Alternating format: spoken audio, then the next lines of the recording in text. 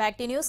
చంద్రబాబుపై MP Bharat fire అయ్యారు. పుష్కరాల్లో 2,000 కోట్లు తినేసింది చంద్రబాబేనంటూ మండిపడ్డారు.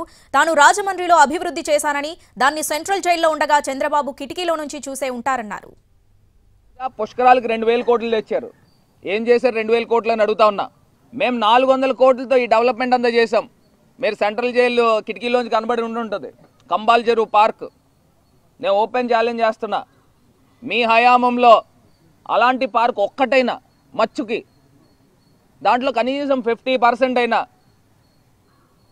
ఒక రిక్రియేషన్ స్పాట్ని మీరు తయారు చేశారా? Back to news.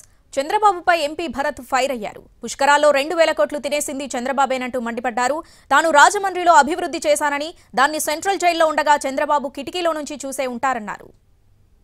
పుష్కరాలకు 2,000 కోట్లు తెచ్చారు. ఏం చేశారు 2,000 కోట్లు అని అడుగుతా ఉన్నా. మేము 400 కోట్లతో ఈ డెవలప్మెంట్ అంతా చేసాం. మీరు సెంట్రల్ జైలు కిటికీలోంచి కనబడి ఉంటుంది. కంబాల్ చెరువు పార్క్ నేను ఓపెన్ ఛాలెంజ్ చేస్తున్నా. మీ హయాంలో అలాంటి పార్క్ ఒక్కటైనా మచ్చుకి దాంట్లో కనీసం 50% అయినా ఒక రిక్రియేషన్ స్పాట్ని మీరు తయారు చేశారా?